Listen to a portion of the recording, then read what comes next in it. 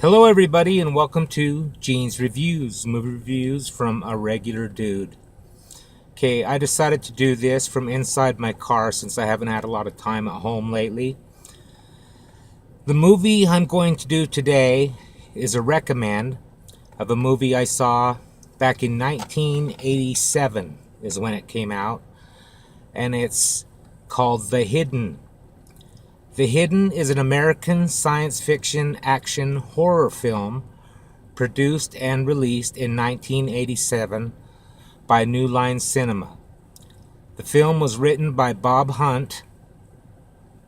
That's the pen name of the writer, producer, director, Jim Kouf, I guess is how you'd say it, Kouf, and is directed by Jack Shoulder. The cast features Kyle MacLachlan and Michael Nouri, and includes supporting roles by Clu Gulager, Chris Mulkey, Edo Ross, Clarence Felder, and Claudia Christian and Larry Cedar. A sequel, The Hidden 2, which I haven't seen, directed by Seth Pinsker, was released in 1993. Okay, I remember seeing this movie back in 1987, and I like this movie quite a bit. I'll read the plot to you here so you can decide whether or not you'd want to see it. I don't know where it would be available to stream, but I'm sure you could find it somewhere. I think it might even be available on YouTube. But the plot goes as this. Jack DeVries, a quiet citizen with no criminal past, robs a Los Angeles Wells Fargo bank, kills all of the security guards inside, and leads the Los Angeles Police Department on a high-speed chase. The chase ends when DeVries encounters a police blockade overseen by Detective Thomas Beck, played by Michael Nouri. DeVries is shot several times, smashes through the blockade, and crashes the Ferrari he is driving. DeVries is taken to a hospital where a doctor informs Beck and his partner, Detective Cliff Willis, played by Ed O. Ross, that DeVries is not expected to survive the night. Upon his return to the LAPD headquarters, Beck and his supervisor, Lieutenant John Masterson, meet FBI Special Agent Lloyd Gallagher, who informs that Beck has been assigned to work with Gallagher to track down DeVries. When told of DeVries' condition, Gallagher rushes off to the hospital. Meanwhile, at the hospital, DeVries suddenly awakens. Disconnecting his life support equipment, he approaches the comatose man in the next bed. After DeVries forces Miller's mouth open, a slug-like alien emerges from DeVries' mouth and transfers itself into Miller's body. Gallagher arrives to find DeVries dead on the floor and Miller's bed abandoned. Gallagher tells Beck to put out an alert on Miller, who refuses because of Miller's lack of criminal history. Miller goes to a record store where he beats the store owner to death.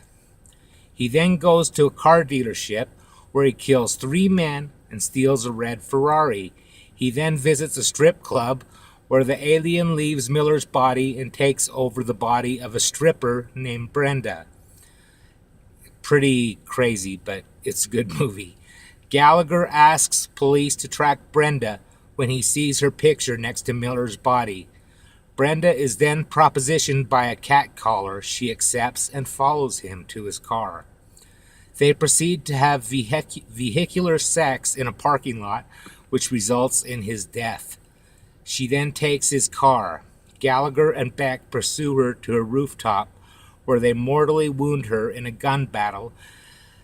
As Brenda dies, Gallagher points a strangely shaped alien weapon at her. However, she leaps from the roof as Masterson arrives from his house.